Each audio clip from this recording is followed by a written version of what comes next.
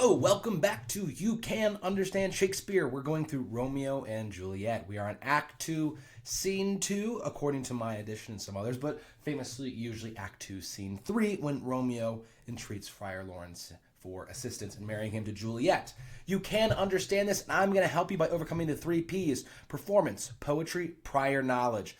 This is poetry. This is meant to be performed. That oftentimes makes us confused as to in terms of what he's saying, but most of all, we just don't have the prior knowledge that Shakespeare does, but that's okay because we have great footnotes, and I'm helping you read through it. I'm not providing analysis or dumbing it down, but reading through the language itself with you to show that you can, in fact, understand Shakespeare. My name's John Donovan, former English teacher, professional actor. Let's get into it. Act 2, Scene 2, Scene 3 for some people. Enter Friar Lawrence, alone with a basket. Friar Lawrence is a Franciscan friar. He's not a monk, although you might think as much because he's wearing this brown habit. Friars are priests that can go out into the world despite taking these vows. He's a Franciscan friar, meaning he's of the order of Saint Francis, who they were mendicant preachers. Mendicant meaning they would beg and they would travel around. The Franciscans especially have an emphasis, a charism on poverty, so they don't own anything. They really love relating to Jesus in terms of not owning anything. So they give up all earthly possessions. So Friar Lawrence is a priest to Romeo. He's also a spiritual guide and a mentor. And so it is he who early in the morning, because Romeo left Juliet pretty late at night, is now out reflecting on his reflections, of course. So we'll see what he's saying. And he says to himself, "The gray-eyed morn smiles on the frowning night, checkering the eastern clouds with streaks of light. And fleckled darkness, like a drunkard, reels from forth days past and tightens burning wheels." He's talking about the sky. The morning is gray, checkered with clouds. There's streaks of light that are coming through the dappled darkness, like a drunkard that reels from out of the day's path. And the tightens burning wheels would refer to Helios, who is a classical sun god, or of the older generation of Greek gods, so he'd be a titan. And he was one of the individuals who was the sun god. So he would fly a chariot across the sky. A lot of times throughout Shakespeare, he's going to reference Roman and Greek deities. And right off the bat, it seems weird to have Friar Lawrence, a Catholic priest, referencing Helios. Generally, the way that this is used is whenever someone is referring to the deity themselves, it is either referring to the thing that they represent. Like if I refer to Diana, I'm referring to the moon, or to Helios, I'm referring to the sun. But also, if you're referring to Jove, like Juliet does in the previous scene, they're just using a name to speak to some attribute about the Roman Catholic god, which is, they're all Roman Catholic because they are in Italy. There are some exceptions.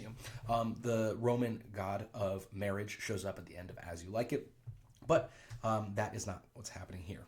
So he says, "Now, ere the sun advance his burning eye," ere means before the sun advance his burning eye, the day to cheer, and night's dank dew to dry. When the sun comes out, the day is going to cheer, and the dank dew of night is going to dry out.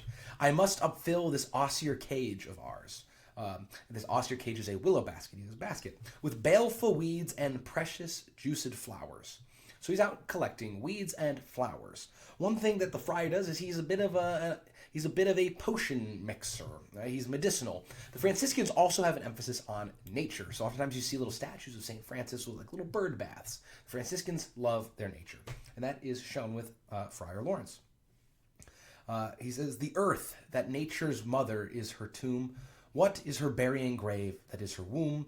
And from her womb children of diverse kind we sucking on her natural bosom find." So the earth that's nature's mother is her tomb. What is her burying grave?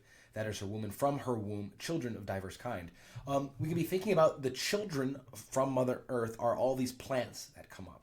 And when we suck on them, on these various plants and fruits, we find her Mother Nature's natural bosom. We're taking in nutrients and ingredients from the earth. He's a potion mixer after all. And of these things, these plants, these diverse children of Mother Nature, and when we suck on them, many for many virtues excellent. They have many healthful properties, like medicine. None but for some, and yet all different. He says that none but for some, and yet all excellent. I know here he says that none that is not excellent for some use. Essentially, all of nature has something that we can use for some medicinal value. He says, "Oh, mickle," meaning great, or referring to divine beneficence.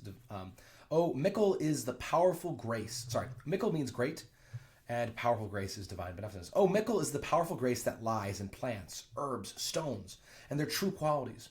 For naught so vile that on earth doth live, but to the earth some special good doth give. There's nothing bad on earth that doesn't also give some type of good. Nor aught so good but strained from that fair use.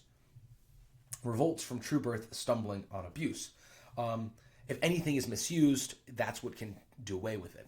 This is a very common idea, especially in Roman Catholicism, the idea that creation is made good and it's only in perverting it in some way. That's a sin is a good action.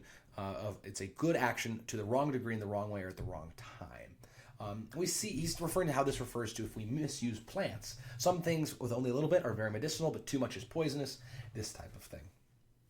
Virtue itself turns vice, being misapplied. Virtue is doing good deeds, having good habits, and vice is an extremity of those. So, for example, if I am courageous, that is a virtue. It is a good habit. If I do not have enough courage, I am cowardly. But also if I have too much courage, I am reckless. This is Aristotelian virtue ethics, which is what he's referring to here. So virtue itself turns vice, being misapplied. And vice, sometime, by action, dignified. So those things that are sometimes vice, by the right appropriate action, can be dignified. And this actually does apply to more than just plants, but really Romeo and Juliet situation. Their love is a little bit too extreme. Love in the proper proportion, good. Too little, and you have apathy, which is bad. But too much of it, you get idolatry, which is what they're having. So without even knowing it, he's really kind of giving us one of the themes of this entire play. At which point, enter Romeo. And Friar Lawrence is still going to be talking about the flowers and the plants. He says, within the infant rind of this weak flower, poison hath residence, and medicine power. For this, being smelled, with that part cheers each part. With that act, cheers each part, each bodily member. Being tasted, stays all senses with the heart. It paralyzes the heart and all the senses, so if you taste it. Two such opposed kings encamp them still in man as well as herbs, grace and rude will. And where the worser is predominant, full soon the cankered death eats up the plants. Just like how in plants, just as in men, there is grace and rude will, baseness, evil, even one might say, virtue and vice. And so in the plant, if you have too much, if the worser, the poison, is predominant, greater, then canker, grub, cancer, death is going to eat up that plant. And the same thing goes for humans. There's both grace and rude will. And if the worser is predominant, it leads to a cankerous death of the soul. Romeo interrupts him from his meditation, says, good morrow, father. And he says, benedicite, which means God bless you in Latin. What early tongue so sweet saluteth me? And that early tongue could be it's early in the morning, but also Romeo is still pretty young. Young son, it argues a distempered head so soon to bid good morrow to thy bed. Care, it argues a distempered means disturbed head.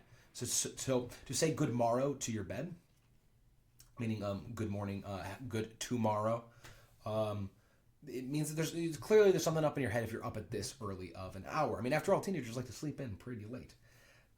Care, keep his watch in every old man's eye, and where care lodge, sleep will never lie. When you have care is old men have care in their eyes, and when you have cares, when you have things that you really care about, so much so that they disturb you, sleep does not lie in those eyes. You stay awake. But where unbruised youth with unstuffed brain doth couch his limbs, doth, of course, meaning does, couch.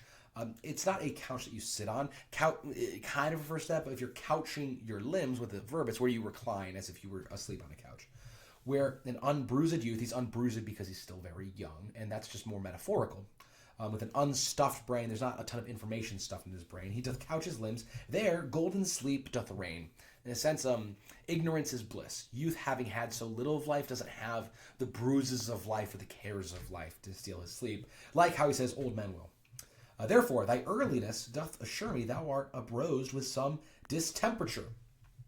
He ascertains quickly. There's something going on that has uproused a distemperature. There's something out of whack. Or if not so, then here I hit it right. Our Romeo hath not been in bed tonight. So either something woke you up from deep cares, or you have not gone to sleep in the first place. That last is true.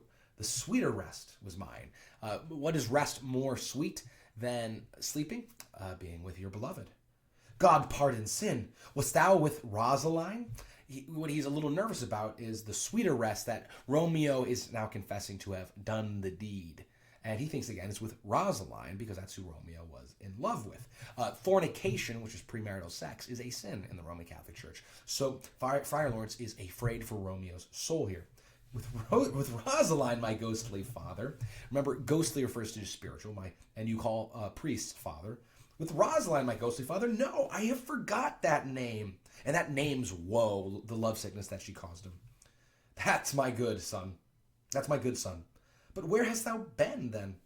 I'll tell thee, ere thou ask it me again. I have been feasting with mine enemy, the Capulets, specifically Juliet, where on a sudden one hath wounded me, that's by me wounded. We're talking about wounds. We're talking about being struck by Cupid's arrow. So it's a wound. I've been wounded, struck by the arrow, by the same one that I have wounded. We are in mutual love. Both are remedies within thy help, and holy physic lies. This is not physic like the branch of physics, but rather like physician, medicine. So the remedy to our wounds are within your help and within your holy medicine. So he's not referring to the actual medicine of the friar, but rather his ability to perform marriages. The way that you help overcome these wounds is unite us. I bear no hatred, blessed man, for lo, my intercession likewise steads my foe. My request also helps my foe. Be plain, good son, and homely, that is direct, in thy drift. Your drift can be the direction that you're going in, so stop beating around the bush. What are you trying to say? Riddling confession finds but riddling shrift. Shrift means absolution. In the Roman Catholic Church, when you confess your sins to a priest, they can shrive you. They can give you absolution, which is forgiveness from your sins. So he's saying that when you give a riddling confession, one that is like all riddles, it can't be understood, then you'll find a riddling shrift, which is not good. You want to have a very clear shrift, absolution. Then plainly know my heart's dear love is set on the fair daughter of rich Capulet. As mine on hers, so hers is set on mine, and all combined, save what thou must combine by holy marriage. When and where and how we met, we wooed and made exchange of vow that thou consent to marry us today. Sorry, I skipped a line. We met, we wooed, and made this exchange of vow. I'll tell thee as we pass. So I'm going to fill it in more later. But this I pray that thou consent, that you give your consent to marry us today. Holy Saint Francis, he's the founder of the order. What a change is here. Is Rosaline that thou didst love so dear, so soon forsaken? Young men's love then lies not truly in their hearts, but in their eyes. When you're young, you're not loving from a deep place of willing the good of the other from your heart, but you're just being drawn about by your eyes, by who is beautiful. And he might not be too far off the mark. Jesus Maria. Jesus would be Jesus, and Maria would be Mary. Jesus Maria, what a deal of brine hath washed thy sallow cheeks for Rosaline, sallow being yellow. Brine would be used to wash away the yellow of that from Rosaline. How much salt water thrown away in waste to season love that of it doth not taste. What we're talking about there with the brine comes from salt water, the ocean, but also tears. Our tears are salty. So you spent so much salt water, you wasted it by seasoning love. You put salt on various foods to season it. So you seasoned this love that didn't even get to taste of the salt water, meaning that all these tears were shed for Rosaline. And now you don't even love her. This is crazy. The sun not yet thy sighs from heaven clears. He's been sending up sighs of, woe is me, the famous cry of the lovers. And the sun is not yet cleared from the heavens, all those sighs. Thy old groans yet ringing in my ancient ears. So Romeo has been complaining to the friar about Rosaline quite a bit. Lo, here upon thy cheek the stain doth sit of an old tear that is not washed off yet. Your face still has tears stains on it. Maybe his face is dirty, you can see it. If e'er thou wast thyself in these woes thine, thou in these woes were all for Rosaline. Ere means before. So if before you were yourself, and these woes were yours, then you and your woes were for Rosaline, not this new person. And art thou changed? Pronounce this sentence, then. Women may fall when there's no strength in men. Thou chidest me oft for loving Rosaline. Thou corrected me, thou sort of mocked, but it's not mocking. I know this word sort of more contextually than the textbook definition. When you're chiding someone, you're sort of nagging at them. That's probably the best word. That tries me often for loving Rosalind, for doting, not for loving pupil mine. He's his pupil. Friar Lawrence is a mentor to Romeo. The problem isn't loving, it's the doting, it's being the infatuation. And it bates me, as in you bade me in past tense, bates me bury love. You need to bury this love, Romeo. Not in a grave to lay one in, another out to have. We're following this image of laying love in a grave. Don't put it in the grave just so you can have a different love. I pray thee, chide me not, nag me not. Her I love now doth grace for grace and love for love allow. The other did not so. This one is requited love. It's not unrequited like Rosalind was. Oh, she knew well thy love did read by rote that could not spell. Meaning, did recite the memorized phrases of love poetry without understanding or meaning them. But come, young waverer, meaning that Romeo wavers back and forth between his various passions and his loves. Come, go with me. In one respect, I'll thy assistant be, for this alliance may so happy prove to turn your household's rancor, hatred, to pure love. So Friar Lawrence sees an opportunity. This happy occurrence, I'm going to assist you. I'll be your assistance because this alliance, this marriage, could be the way to bring your houses together. He wants to settle this ancient feud, and he says, maybe this is the way that it happens. Romeo, oh, let us hence, let us immediately go. I depend on sudden haste. So I'm insisting upon this sudden haste to accomplish this marriage. Remember, they want to get married today. Friar Lawrence gives some good advice. It is wisely and slow. They stumble that run fast. So it's slow and steady wins the race is how we often say it now. And this is really good advice. If they were to slow down throughout this entire play, we perhaps would not be having a tragedy, which ends in death, but rather a comedy, which ends in marriage. Unfortunately, as we see, Romeo and Juliet are anything but slow. And so if they are running fast, indeed they may stumble. And we will get closer to that stumbling when we pick up next time with Act 2, Scene 3, or Scene 4 for some people. So thanks so much for listening. You can understand this stuff. Come on. We'll see you next time.